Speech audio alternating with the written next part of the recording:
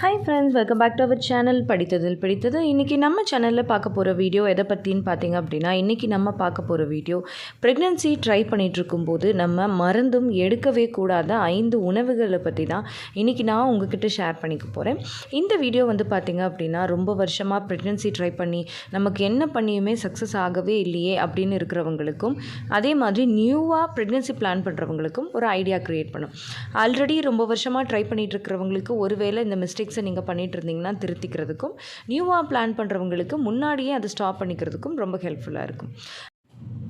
So நீங்கள் இதை பற்றி தெரிஞ்சுக்கணுன்னு நினைக்கிறீங்க அப்படின்னா இந்த வீடியோவை ஸ்கிப் பண்ணாமல் கடைசி வரைக்கும் பாருங்கள். அண்ட் இது மாதிரியான நிறைய அப்டேட்ஸை தொடர்ந்து தெரிஞ்சுக்கணுன்னு நினைக்கிறீங்க அப்படின்னா ஆல்டர்னேட்டிவ் டேஸில், அதாவது ஒரு நாள் விட்டு ஒரு நாள் 2 மணிக்கு நம்ம சேனலை பாருங்கள், நம்மளோட வீடியோ அப்லோட் ஆகிருக்கும். ஸோ இப்போ நம்ம வீடியோக்குள்ளே போயிடலாம். ப்ரெக்னென்சி ட்ரை பண்ணும்போது எடுத்துக்கவே கூடாத உணவுகளில் முதல்ல வரக்கூடிய உணவு எது அப்படின்னு பார்த்தீங்க அப்படின்னா ட்ரான்ஸ் ஃபேட் உணவுகள் அப்படின்னு சொல்லுவாங்க. இந்த ட்ரான்ஸ் ஃபேட் உணவுகள் அப்படின்னா எதுலெல்லாம் வரும் அப்படின்னு பார்த்தீங்கன்னா, அதாவது இந்த finger chips, French fries, chips items, அதுக்கப்புறமா வடை, பஜ்ஜி, போண்டா, இந்த மாதிரியான ஐட்டம்ஸ். ஸோ இதை வீட்டில் பண்ணி நம்ம சாப்பிட்டா ஓரளவுக்கு சேஃப். நம்ம கடையில் போய் வாங்கி சாப்பிட்றோம் அப்படிங்கிற பட்சத்தில் கண்டிப்பாக அதில் ட்ரான்ஸ் ஃபேட் இருக்கும். ஏன்னா அவங்க ஒரே எண்ணெயை பல முறை யூஸ் பண்ணியிருப்பாங்க. அந்த பல முறை யூஸ் பண்ணப்பட்ட எண்ணெயில் நிச்சயமாக ட்ரான்ஸ் ஃபேட் உருவாகியிருக்கும். ஸோ இது நம்ம பாடியில் என்ன பண்ணும் அப்படின்னு பார்த்திங்கன்னா, கெட்ட கொழுப்புகளை அதிகப்படுத்தும். ஸோ இதனால் நமக்கு வெயிட் அதிகரிக்கும், இன்சுலின் ரெசிஸ்டன்ஸ் வரும். அதே மாதிரி நம்ம உடம்பில் ஃப்ரீ ரேடிக்கல்ஸை அதிகப்படுத்தி நம்மளோட எக்கை வளர விடாமல் தடுக்கும், எக் குவாலிட்டியை டேமேஜ் பண்ணும். ஸோ இதனால் நம்மளால் கன்சீவ் ஆக முடியாமல் போகலாம். அதுக்கப்புறமா 2வதாக நீங்கள் எடுத்துக்கவே கூடாத உணவுகள் எது அப்படின்னு பார்த்தீங்கன்னா, அதாவது சரியாக பதப்படுத்தப்படாத, சரியாக பாஸ்டரைஸ் அப்படின்னு சொல்லுவாங்க. அதாவது நீங்கள் எந்த ஒரு மில்க் பேக்கெட்டும் பார்த்தாலுமே அதில் பாஸ்டரைஸ்டு அப்படின்னு போட்டிருப்பாங்க. ஸோ அந்த மாதிரி பாஸ்டரைஸ் பண்ணாத மில்க்கு, அதாவது நல்லபடியாக காய்ச்சாத மில்க்கு, ரா மில்க்கு பயன்படுத்தப்பட்ட உணவுகளை நீங்கள் எடுத்துக்கக்கூடாது. இப்போ பார்த்தீங்க அப்படின்னா சீஸ் எல்லாமே ரா மில்கில் சரியாக காய்ச்சாத பாலில் தான் செய்வாங்க. அதே மாதிரி இப்போ ஜூஸ் கடையிலலாம் போய் பார்த்திங்கன்னா சில நேரங்களில் அப்படியே ரோஸ் மில்க்கு, இந்த மாதிரி ஐட்டம்ஸ் எல்லாம் அப்படியே அந்த பால் பாக்கெட்டை ஓப்பன் பண்ணி அப்படியே ஜூஸ் போட்டு கொடுத்துருவாங்க. ஸோ அந்த மாதிரி இருக்கக்கூடிய உணவுகளை நீங்கள் அவாய்ட் பண்ணிடணும். ஏன்னா இதில் நிறைய பாக்டீரியாஸ் இருக்கும்.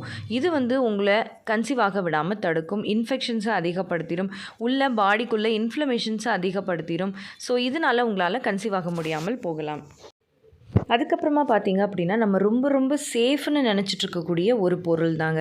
அது என்ன அப்படின்னு பார்த்தீங்கன்னா, இந்த ரா வெஜிடபிள் சாலட், ரா ஸ்ப்ரவுட் சாலட் இது தாங்க.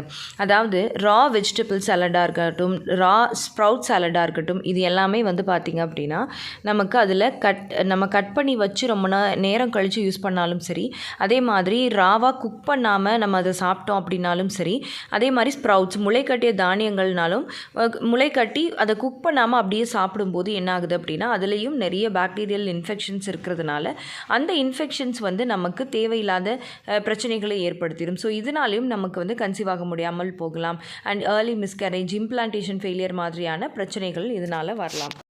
ஸோ அதனால் இந்த ரா வெஜிடபிள்ஸாக இருந்தாலும் சரி, ஸ்ப்ரவுட்ஸாக இருந்தாலும் சரி, நல்லா குக் பண்ணி நீங்கள் சாப்பிடலாம். அதே மாதிரி உடனே கட் பண்ண உடனே சாப்பிடணும். ஸ்ப்ரவுட்ஸாக இருந்தால் ஸ்ப்ரவுட் ஆகி அன்றைக்கி ஒரு நாள் இல்லை அடுத்த நாள் எடுத்துக்கலாம். அதுக்கு மேலே அதை ஃப்ரிட்ஜில் வச்சோ இல்லை வெளியிலேயே ரொம்ப நேரம் வச்சோ நீங்கள் அதை எடுத்துக்கக்கூடாது. அதுக்கப்புறமா பார்த்தீங்க அப்படின்னா high sugary and carbohydrate foods, அதுக்கப்புறமா ஃபாஸ்ட் ஃபுட்ஸ். இந்த ஹை சுகரி கார்போஹைட்ரேட்ஸ் ஃபுட்ஸ்னால் எது அப்படின்னு பார்த்தீங்க அப்படின்னா, மைதாவில் செய்யப்பட்ட உணவுகள், மைதாவில் செய்யப்பட்ட பரோட்டா, கேக், பேஸ்ட்ரீஸ், அப்புறமா பன் ஐட்டம்ஸ், அப்புறமா பீட்சா, பர்கர், அதுக்கப்புறமா பார்த்தீங்க அப்படின்னா ரொம்ப ஹை சுகர் கண்டென்ட் இருக்கக்கூடிய டோனட்ஸ், பேக்கரியில் இருக்கக்கூடிய மற்ற உணவுகள், இது எல்லாமே ஹை சுகர் கண்டென்ட் உள்ள உணவுகள்.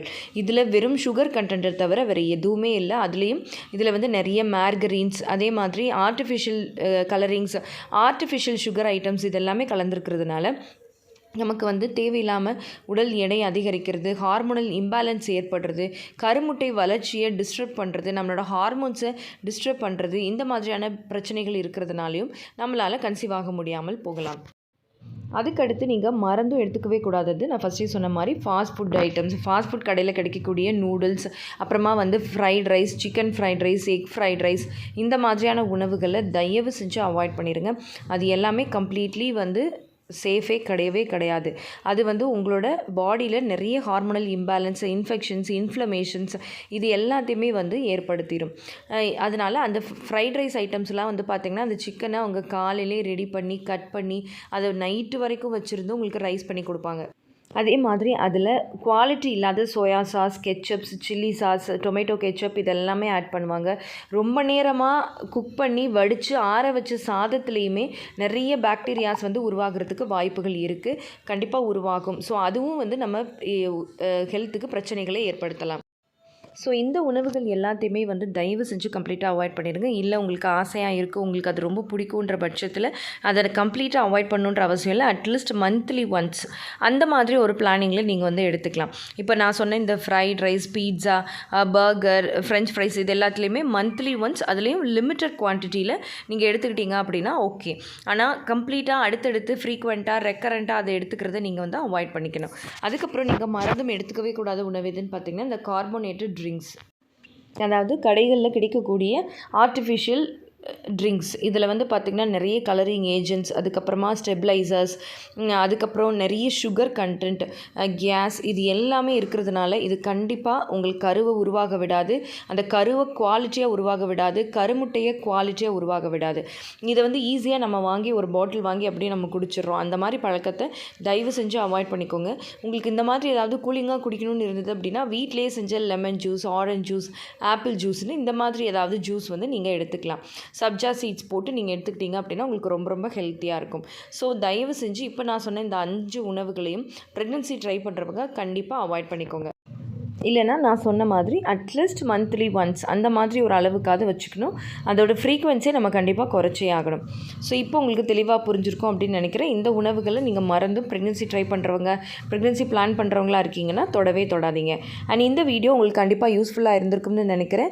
இந்த வீடியோ உங்களுக்கு யூஸ்ஃபுல்லாக இருந்திருந்தால் மறக்காமல் லைக் பண்ணுங்கள், கமெண்ட் பண்ணுங்கள். அண்ட் இதை விட இன்னும் அதிகமான விஷயத்தை நீங்கள் தெரிஞ்சுக்கணும், உங்களோட லைஃப் ஸ்டைலை சேஞ்ச் பண்ணிக்கணும், நிறைய சீக்ரெட்ஸ் தெரிஞ்சுக்கணும்னு நினைக்கிறீங்க அப்படின்னா நம்மளோட 60 டேஸுக்கு ஃபர்டிலிட்டி பூஸ்டிங் ப்ரோக்ராமில் நீங்கள் ஜாயின் பண்ணிக்கலாம். இதுக்கான என்ரோல்மெண்ட் ஒவ்வொரு மாதமுமே நம்ம ஒவ்வொரு பேட்ச் வந்து ஸ்டார்ட் பண்ணிகிட்ருக்கோம். ஸோ நீங்கள் கண்டிப்பாக நம்ம சேனலில் நம்ம ஷார்ட்ஸ் எல்லாம் பார்த்தீங்கன்னா உங்களுக்கு வாட்ஸ்அப் நம்பர் இருக்கும், அந்த நம்பரில் நீங்கள் காண்டாக்ட் பண்ணி என்ரோல் பண்ணிக்கலாம். அண்ட் நீங்கள் நேச்சுரலாக கன்சீவ் ஆகிறதுக்கு உங்களுக்கு என்னென்ன தேவையோ அது எல்லாமே உங்களுக்கு நாங்கள் வந்து சொல்லி கொடுத்துருவோம். அண்ட் நம்ம படித்ததில் பிடித்தது சேனலில் இது வரைக்கும் நீங்கள் சப்ஸ்கிரைப் பண்ணாமையே பார்த்துட்ருக்கீங்கன்னா இமீடியட்டாக சப்ஸ்கிரைப் பண்ணிவிட்டு பாருங்கள். அப்போ தான் தொடர்ந்து நம்மளோட அப்டேட்ஸை நீங்கள் தெரிஞ்சுக்க முடியும். ஓகே ஃப்ரெண்ட்ஸ், பாய், தேங்க்யூ.